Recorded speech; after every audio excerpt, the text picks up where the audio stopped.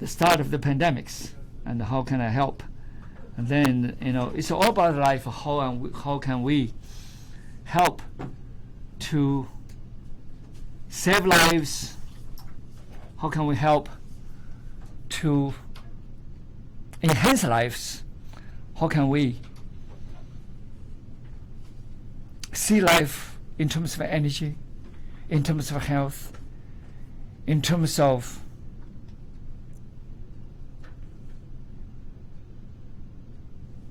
connection with the cosmos, with the universe? Absolutely.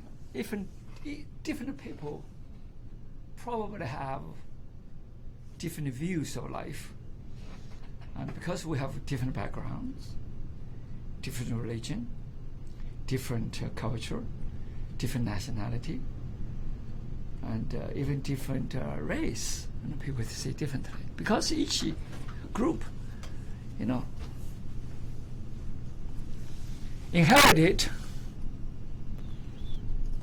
from their parents, from their groups, from their churches, from their culture, subculture,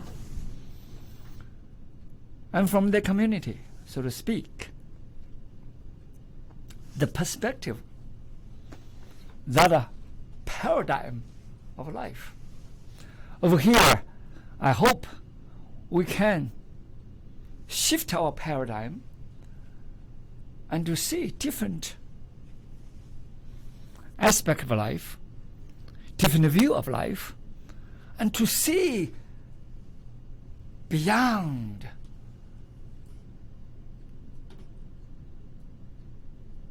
that culture, beyond that religion, beyond that community, beyond that nation, beyond that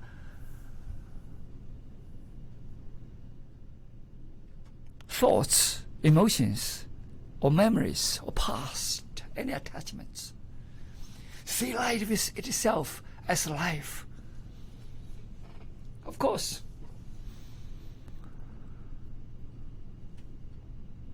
the Eastern mysticism, they call it, what I call Eastern wisdom, Eastern philosophers,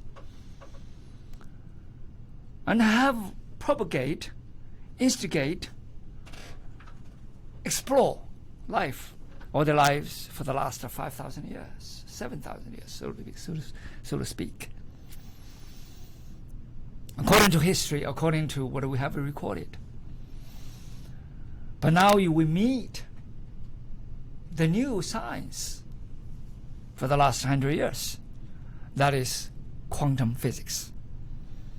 So from the new quantum research, quantum biology, quantum physics, quantum theory, quantum chemistry, and we see there's a lot of things close together. They breached that gap. They all see the life is one. The oneness of the life. It's not separated. It's not divided. It's not you and me and him. No. Everything's interconnected. You cut the trees, you're going to destroy yourself.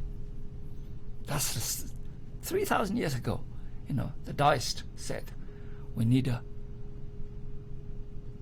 preserve the nature. We need to cherish the nature. We need to flow with the nature. Instead of take action on our own. That's why people say, we are we. What is we are we? We means no separate action. No action by each individual without regard in the flow of the nature.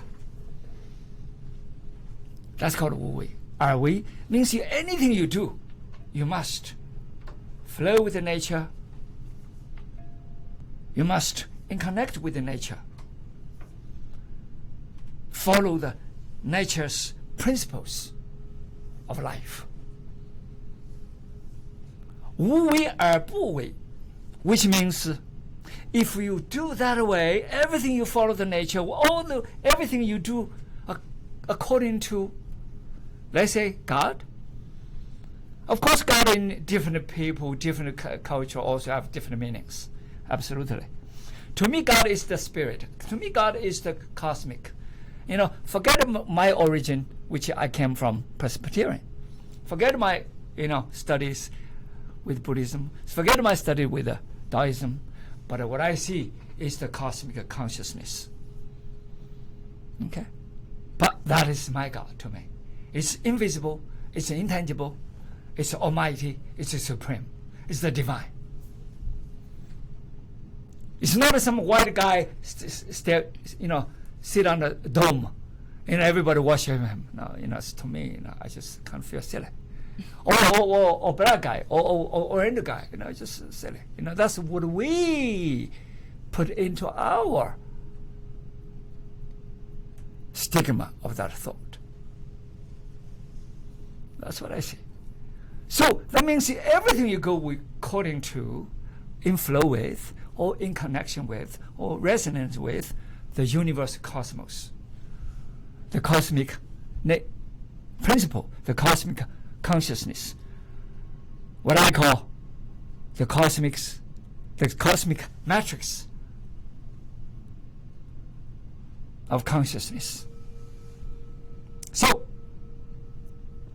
from last year, I talked about so much about different aspects of health, happiness, life, how they associate with each other, and how can we increase our energy? How can we expand our energy? How can we tap into the innermost consciousness of each being that is in resonance with the conscious matrix of the cosmos? So at the new year, I wrote something, and I want to see, and I'm going to read it to you in a few minutes. And before we do that, I want to see, as we do usually, I want to do a little bit of meditation with me, let you guys do some meditation with me. At the same time, I want to see what we did last week. We did last week is basically the rhythmic breathing, the heavy breathing, that holding, that expansion, that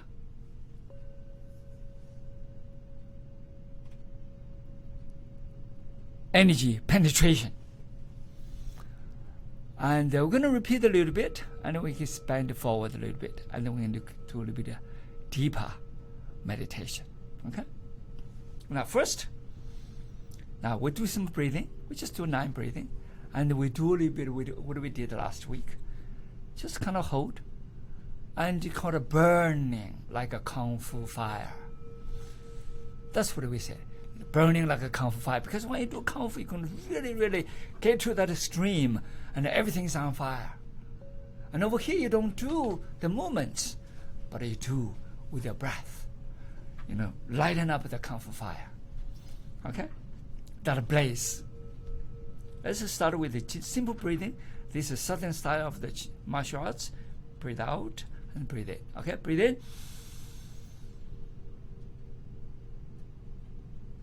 Now breathe out. Breathe in. All the way to your lower abdomen. Breathe out. Breathe in. Breathe out.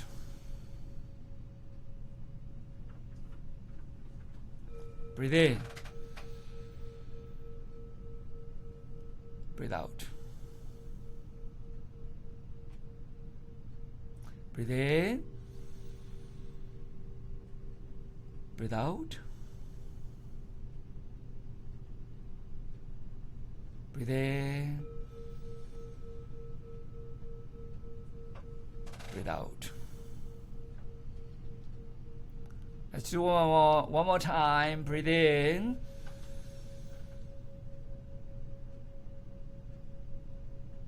And afterwards we hold. Breathe out.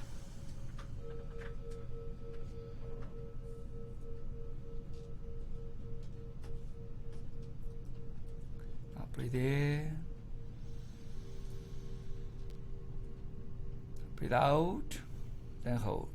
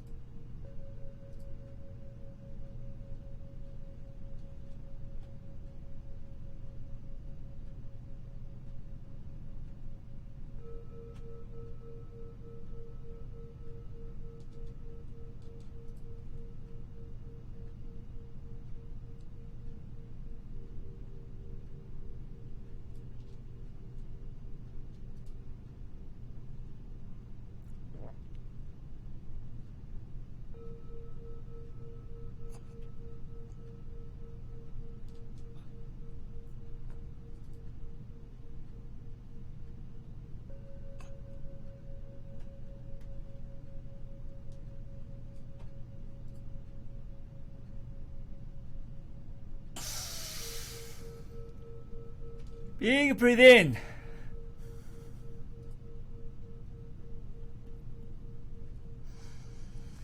Breathe in.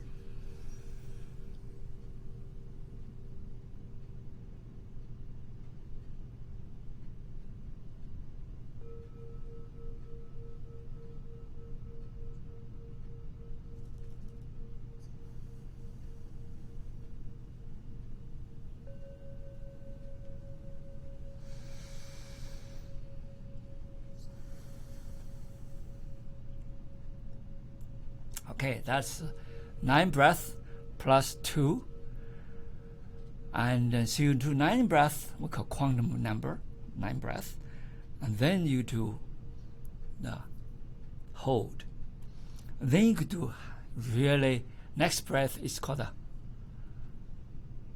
life grasp breath. And then you have a deep heavenly breath. And then you start it again. You can, do like 9 times of the 9. Or you can do 3 times or 6 times. It's up to you. The next one, we're going to do some breathing, just deeper breathing. Meditate.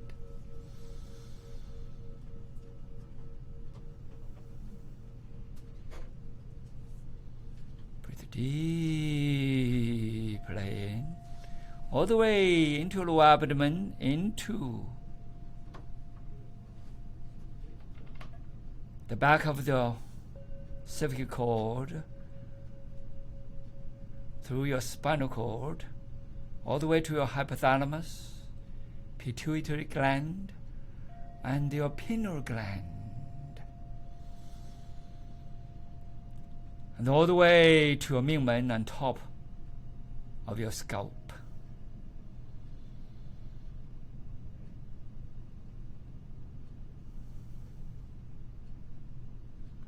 Let your energy penetrate and permeate from bottom to the top, and then release all the way throughout the bottom of your feet when you breathe out.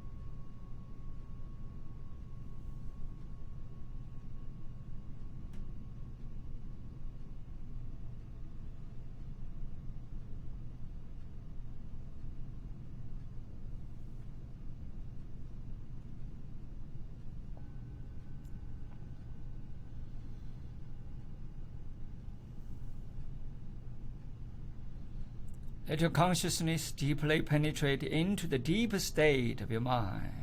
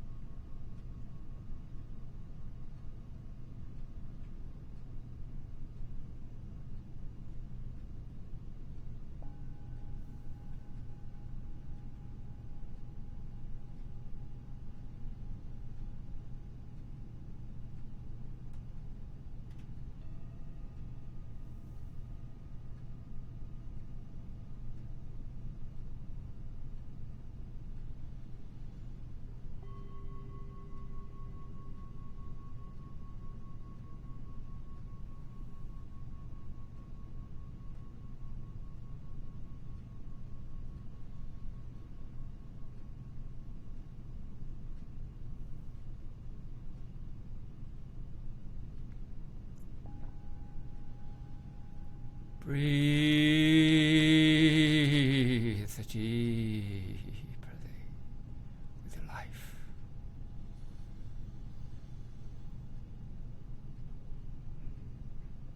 In calmness and peace.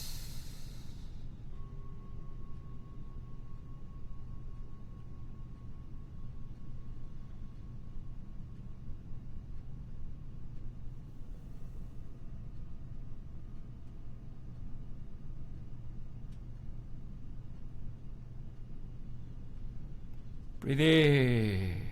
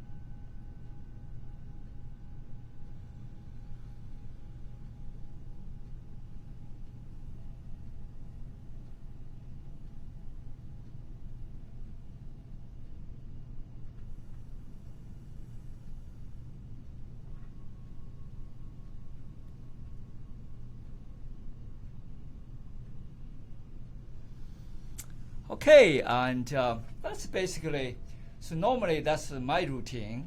Usually I do a little bit longer. I do about 2 to 3 hours usually. And I start with breathing and then regulate breathing. And again a deeper breathing. I did rhythmic breathing. And I did long breathing, calm breathing. And then I get into the meditative mode. And I can get into the deep meditation. And then I get even deeper, and that depends on time. And then I'm gone. I lost myself. And that's how I do it. Anyhow, and I promise you, and I'm going to read what I wrote for the New Year, okay? And then this is kind of summarize what I've been doing, and summarize what we are facing, summarize with the current society, summarize all the things in my mind in connection with the cosmic, in connected with everybody, in connected with the nature. You know what I see. And I want to see, kind of share with everybody and what I wrote. And this lady, her name is, you probably heard of her, and she was here before. That's Michelle. She's the one that has helped me to edit the whole thing. So here we go. Okay, and this is what I wrote. Light of life. Dear friends around the globe, now we seem to start a new freedom movement of the humanity and a new revolution. It is in fact the natural course of the cosmos. The future is here and we are in it. The future has presented itself here to us. Let's face it. That's what it is. Break through all the old, that frame of a imprisoned mindset. The past year gave us a wake-up call, which told us to respect nature, respect each life, respect our own, that of shared humanity. We, as human beings, you need to face the dilemma caused by old ideas, survival of the fittest, and even Newtonian material and mechanical world of conflict comparison, competition, may lead to eventual complete self-destruction. Last year's crisis gave us immeasurable opportunities to observe our innermost self and share humanity, which is within us. In order to recognize the urgency to turn to a new conscious direction, transcend, we must transcend in our innermost and outmost consciousness and return to our origin of life. From millions of years evolution, we have come to a point of self-realization. We are self-imprisoned as humanity. We have developed the science and technologies to explore the great macro and microscopic world, space and quantum mystery. Yet, our own inner world has far from being observed with the same attention and same care. The outward visible light of technology seems to glitter with potential, but it is the authentic light of life.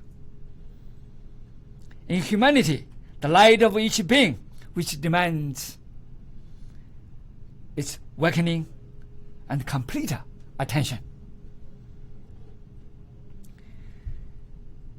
It is at this urgent moment that we must turn to the inner world of observation with the Eastern wisdom and innate human consciousness, combined with the intelligence of technology, science, especially quantum research, which proves that, or give you evidence too, has ever given so much support that material world is far from reality we perceive and believe to be true. The material view of the world has provided us scarcity, division, dissipated our tremendous energy.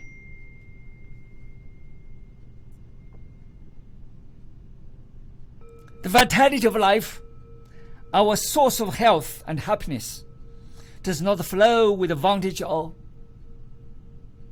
point of classification, separation, and fragmentation. The universe is interconnected, and an integrated energy of oneness and the integrated energy of the wholeness, a vast ocean of intelligent energy being. It is this very moment we observe each inner self without ego, thoughts, emotions, authorities, nationalities, cultures, religions, or conformity, dogma, memories. Any of that caused division.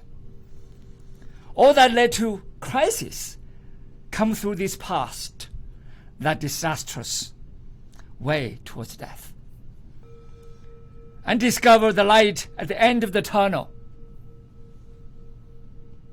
Out of the tunnel, we see nothing but the light. The light of life is facing each one of us here now. Life is to express the coherent energy.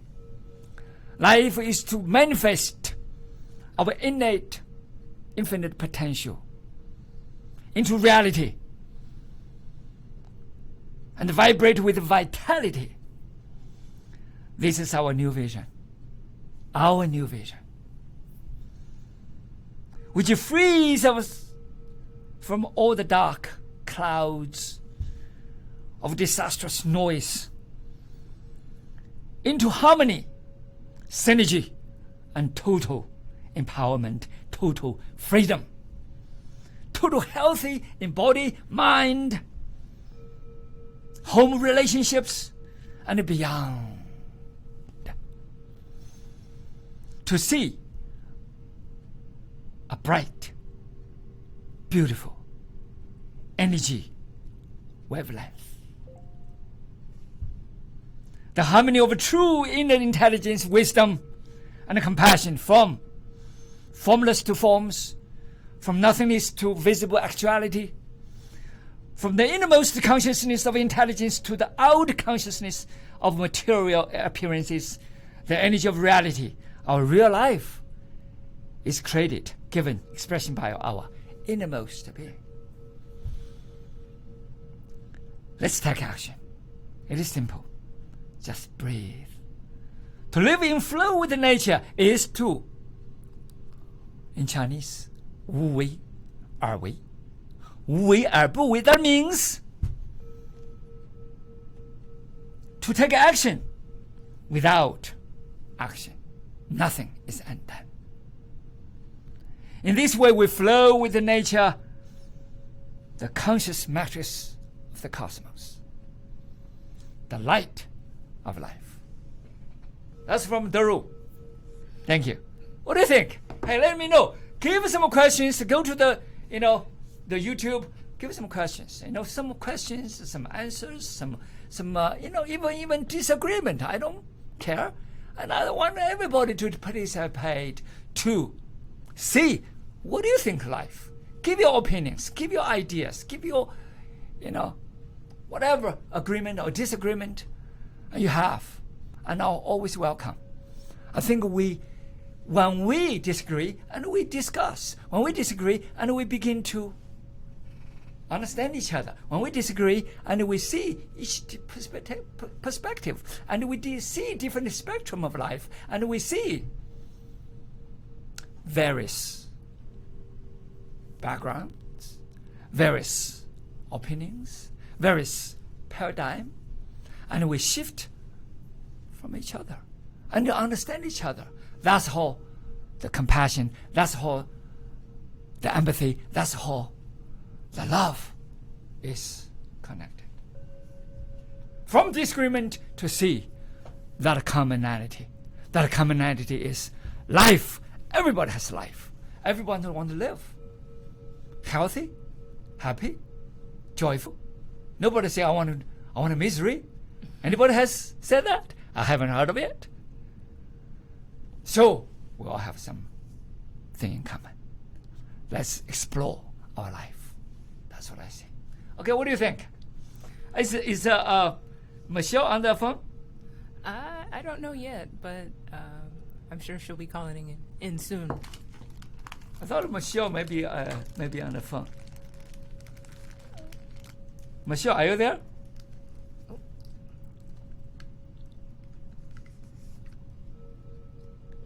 Hello.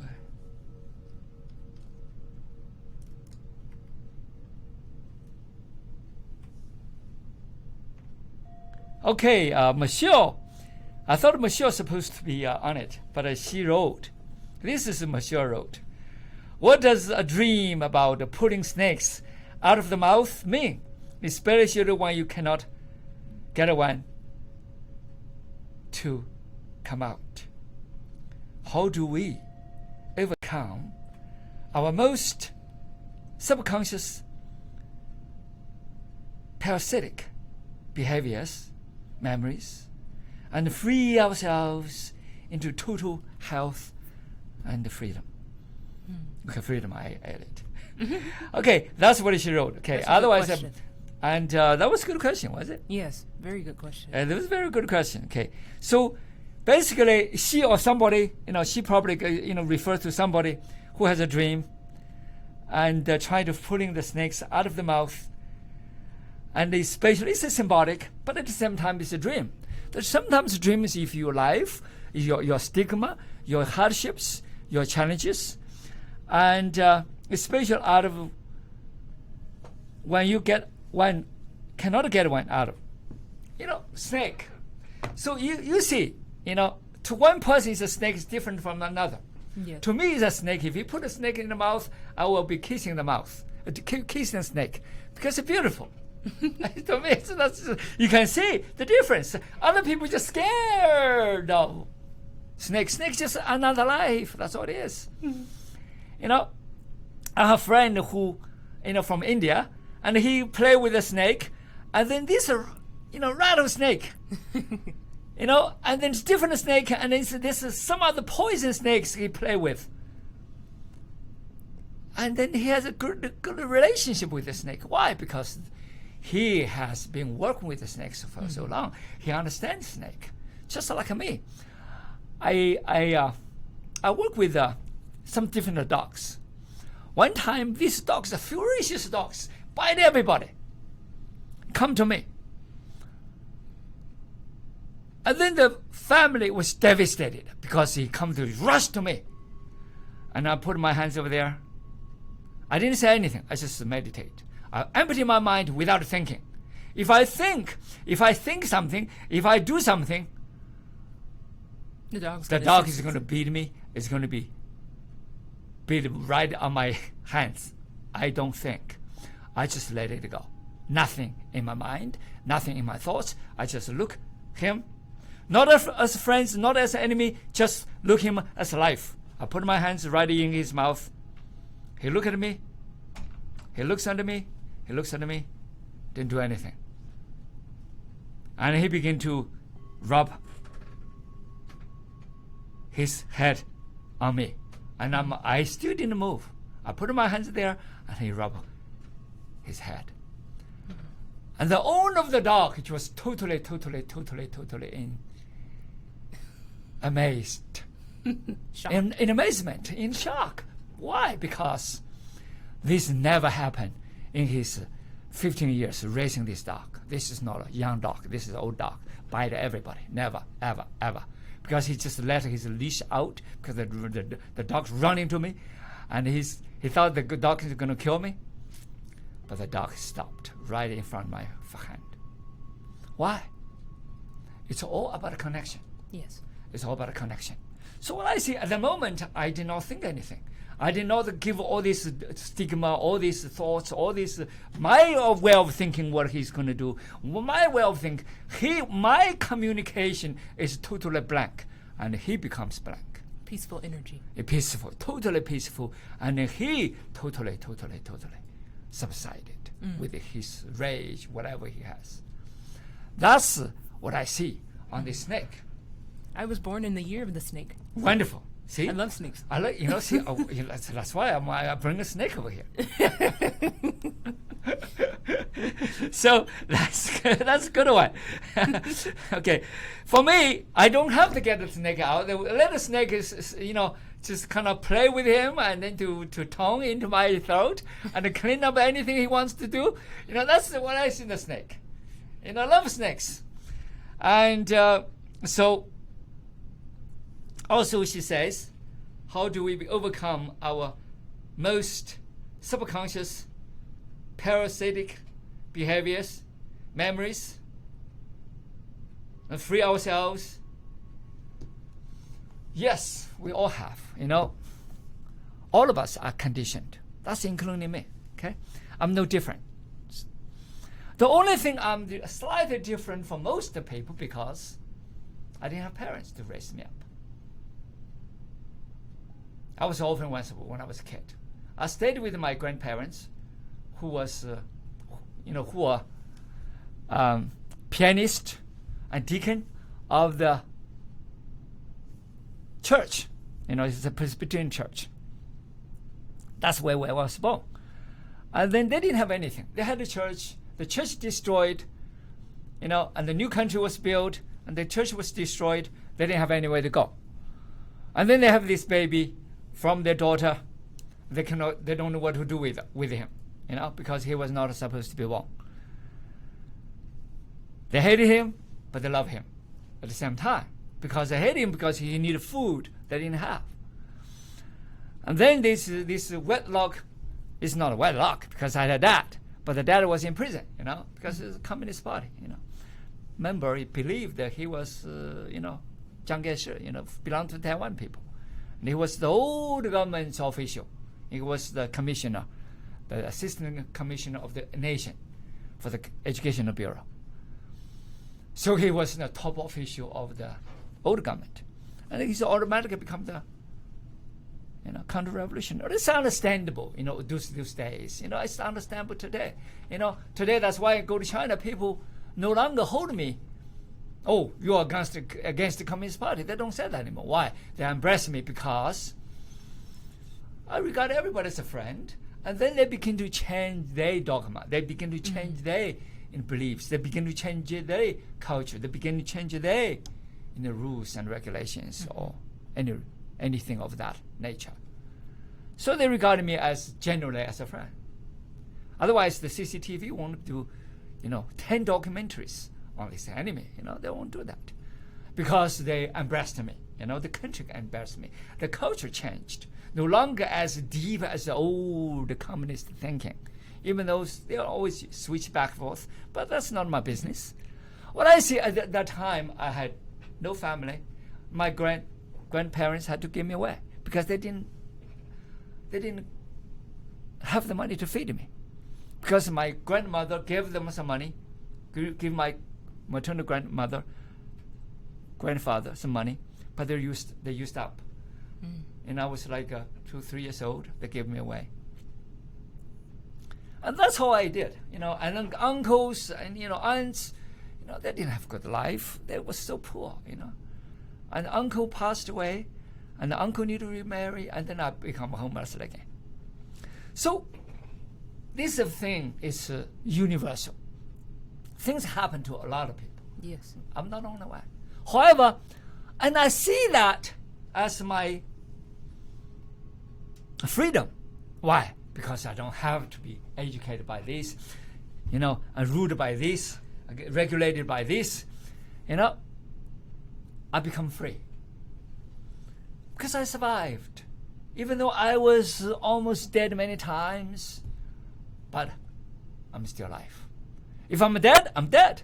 And that means that body, at the moment, that shell, is no longer needed. If it is still needed to be coherent, still needed to be together, so that a conscious life, that a soul, that energy, that a body need to be together, coherent. So that life is free. I live on the street, I live on the ditches, live anywhere. You still have a lot of parasitic, a lot of memories, a lot of junks that people fight you, people beat you up, people you may be stole something from somebody because of a bread. Yeah, I did steal a bread, but nobody caught me anyway. And I did work for a lot of people, and without payment, they give me a bread, and I work for them. And then I did as I said before, I put 9 goats on the mountain when I was 5 years old. That was my full-time job from dawn to dusk. And stay with that goat. The goat eat grass. I eat grass. I eat anything that I can edible. And but that freedom really gave me a lifelong memory. Because that memory is a good memory because it's nature. The memory is the gold. The memory is the grass. The memory is the beautiful sky. Even though I didn't have anything to eat. But at least I was free. That's what I see. That's the only difference I have. Yes, a lot of times you're going to have a lot of stigma, a lot of challenges, a lot of obstacles, and sufferings look like because you are in coma. And you are extremely painful. But you have to endure the pain without any medicine, without any drugs. I'm glad I didn't have medicine or drugs to heal me. And I heal myself. And I realized I can heal myself. I can get rid of all these memories, all these dreams, all these conditions, all these stigmas, all these memories of the emotions. Yes. And attachments. So those thoughts can be eliminated. So that's also teach me a lesson, and a little bit different from everybody else, because everybody else live in the society, in a family, live in a community, never leave. But I was alone for so many times, so many days. Just a 5 to 6.5 years old, I was with 9 goats for 1.5 years. Every single day, 7 days a week. 5 years old to 6.5. Then later on, of course, I went to the elementary school for a few years. I went to elementary for 3 years. That's all the schooling I had. So I didn't have anybody had like 9 years more. It's 12 years school in China. And 9 years more, I just didn't do it. There are a lot of reasons. However, what I see, I was not as grooved as everybody else. I had some freedom. I enjoy that freedom. That freedom gave me a lot of creation, a lot of energy, a lot of openness to see something different from everybody else. You also had the time to be with yourself. Yes. And learn who you are. Yes. When you have these kinds of traumas and pain and these bad memories, it's really important, in my opinion, to face them, but then know who you are and let them go. Those things aren't you. Those things are experience, but they aren't Exactly. you. It had nothing to do with you. It is your past. Yes, you encounter these things. That's not you. But most of us still remember 20 years ago what happened to them. 10 years ago what happened to them. Last year what happened to them. Yesterday what happened to you. Yesterday died. Let yesterday die. Let a minute die. Live here now. That's what I see. Really, I get deeper into that sky, deeper into that presence, deeper into that moment, deeper into that inner self. Because when I live with myself, I have to face inner being. That's the only person I enjoy. Is that a self? Is that me? No, that's not me. That is body is my body, my mind. But the inner self, that inner soul, probably is close to me. And I want to see what is that inner soul. What is really me? Me is not this body. This body is, what do you eat? That's what you are. You put a lot of food and they become bigger. You put less food, it becomes less. But if you put a lot of food, you digest a lot, you still become thin. Like this girl. I eat a lot. I remember, I'm a little bit fat, I know that. But I'm not as overweight as some people. And then I say, I'm overweight. People say, you get out of here. And I see myself was a little bit overweight. I'm 130, over 130. I used to be 115, 120 for like 40 years. Doesn't matter what I eat. I ate like 6 dishes, 7 dishes one time. That's a lot of food piled together.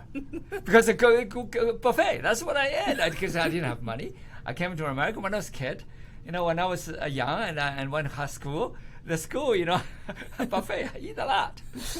Because I didn't have food when I was a kid, and I come to the United States, I eat a lot.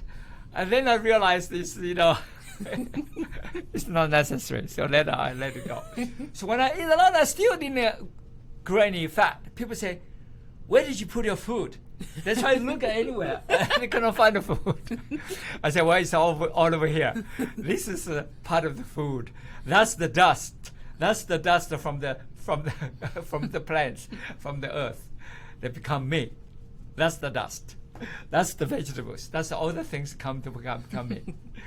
Become not me, my body. That's me is inside. That's real me. It's inside. That inside is connected with God, with the divine, with the cosmic consciousness. Yes. That's what I see. The nature. So, and let it go. If you observe inside, that's when you let it go. Why? Because when you observe internally, you observe that soul, you observe that conscious universe, you observe the conscious matrix of the cosmos, because they are connected. That ego, that me, that is so-called called me, that's actually my body, my mind, my memories, my brain is gone. is the inner state of deepest inner state of your being. That's what I mentioned on my New Year's letter. So when you see that, you're no longer into that body, that suffering, that yesterday, that memory, that things, because you know that those have nothing to do with you now. Exactly. It did something with you, but you see them as your challenge. You get over with it, and you overcome. You get out of it, and that's a great thing, you know. Just let it go. Sometimes you have these entangled things, you know, entangle your mind, you know, cannot get rid of it. Why? Because you still wanted to get into it. Mm-hmm. But if you do not want to, if you deeply observe yourself, really innerly, without judgment, without memories, without thoughts, without all these opinions of all these dogmas or rules or, you know, the way of thinking. Yes. Just observe. You will see totally different story. That's what I do. I totally blank. Just like why I can do that to a dog. Because I know when exactly I can stop everything.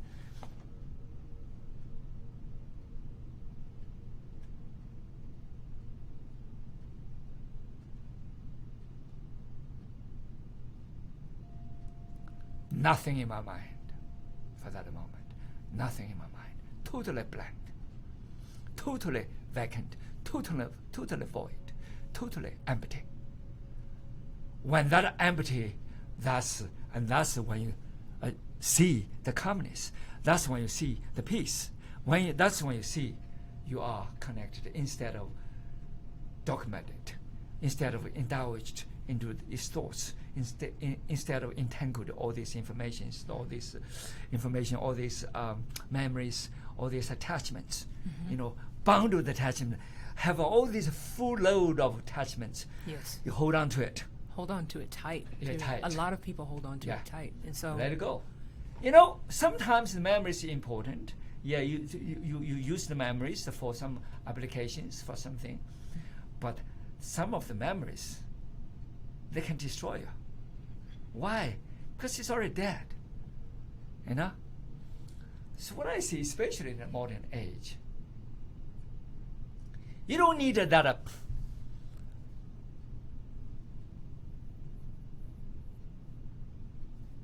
that much devotion to that memory, to the past, to all that, because you are going to live with the AI. You are going to live with the virtual reality. You are going to live with the data. You are going to live with all these machines. But if you spend so much time on these fights, on these emotions, on these things, you don't have time for yourself. You cannot elevate yourself. You don't have the time to heighten yourself, to unveil that innate intelligence, the innate potentiality, and to rise above that AI, that rise above that virtual reality, rise above those machines. Because if you compete with them in memory, you forget about it. Not just you dissipate your energy. You already lost your energy. You lost your memory. You lost all your life on those stigma. But you lost the very basic thing of life. That is creation. That is ability to see inside, the ability to open yourself, ability to unveil the intelligence, ability to lighten yourself, to eliminate, to clean up your past memories, disease. It's disease memories. It's totally different realm. You know, we talk about a different spectrum of life. Mm-hmm. A life can be healthy life. A life can be diseased life. Why is that? Because when you are in this realm, we're going to use David card, okay? David doesn't mind, right, David? All right, David card. Okay, now, they're total different realm of life, okay? You have a life that's full of technology, Every day you look at the past, you look at all this information, you look at all the kind of things. Okay, now, that's how you live. You live according to the data, according to other people's memory, according to other people's writing, according to other people's thoughts, other people's authority, other people's manipulation, other people's advertisement, other people's channels. That's how you live. You're a slave of this. That's how it is. Slave of information, slave of authority, slave of nationality, slave of conflicts, slave of different parties' dogmas. That's what it is. You're a slave. That's what it is. You don't live independently. You don't have yourself at all. You don't. And then you have some of the past, but you can see yourself and you can separate, okay, that past, that dogma, that information, that press, that media, that politics. Leave me alone. And I can live a little bit independently. Yes, sometimes you still have those, but you still have some disease. You still have some dogmas. You still have some information on hospitals, on drugs, on some of things. But you have some understanding of your own health, of your own life, of your own inner being, of your own nature. And you see yourself through, inside, into the inner being. But most time you still live in the outside world because you have a job, you have a lot of things you have to deal with. That's fine. Another way is totally blank. You may sometimes still have something, but most time you're blank. You just connect. You just live with your own. That inner soul, without too much time given to the outside world. Give it to outside dogma. Give it to outside culture. Give it to outside all this messy advertisement, all this controlled medicine, all this politics, all this nationality, all this fundraising, and get my party, select me. Not too much of those things. And then you get an inner world. You see more independent me. That independent me is actually a branch of that tree. You feed by the tree, and you feed by the nature, you feed by the cosmos, and you're connected with the cosmos. That is independent. It's not independent. It is, you see the connection. Only when you really get independent into yourself and you see the connection. Otherwise, you don't see the connection. You see the outside, the separation, fights, competition, dogmas. And some people would think that this sounds like a little bit selfish. Oh, I can't think about just myself. I have a job, I have responsibilities, I have this, that. But this is a situation that I was in for a long time, that I was just living for other people, other people's expectations, other people's thoughts and ideas, and this, that, and the other. And it got to the point where there was no me. I wasn't living for myself. The inner me was just, it felt dead. And it got to a very serious point where I had to stop and take a look at myself. Is this the kind of life that I want to live? Is this really me? No. It's what not. Is me? Okay, and I'm glad you mentioned that. What is selfish me? That is my body, my brain, that little self-ego, that little self. That's real me. This is me. This is me. This universe is me. I am the universe. I am the conscious matrix of the cosmos. I am the humanity. That's me. Me is the humanity. Me is this nation. Me is this world. Me is this cosmos. That's me. Because we are all connected. That's me. That self-me, that is not me. That is the body. That is the shell. That is the disconnected, look like a disconnected body, but it's innerly. It's connected. That me is the soul. That soul is connected with everybody. It's integrated. It's the wholeness. Yes. It's infinite. It's never-ending life. That life is real me. That life is never, there's no birth, there's no death, there's no ending. There's no separation. That's eternity. Because that life is a part of that infinite potentiality, that divine, that supreme, that ultimate consciousness of the cosmos. And then we're all part of that consciousness. That's what I see. So the selfish me is you serve that body, that brain, that called self-interests. That's not really me. That's your belongings, your wealth, your house. Okay, this is my home. That's me. Okay, yeah, people say, "Oh, that's me." Yeah, people always say that. That's me. My car. That's me. People always say that. Okay, that's me. Okay, my wife. That's me. No, your wife doesn't belong to you. Yeah, it's a part of your life experience. It belongs to you for that moment in time. That money belongs to you for that moment in time. Yesterday, I gave Winston, our student, and also my assistant, who also helped me right now in Mobile, Alabama. And I gave him. I said, "Well, give you $1 billion, and I'll give you a life. So which one?" He said, "I want $1 billion." I said, "Okay."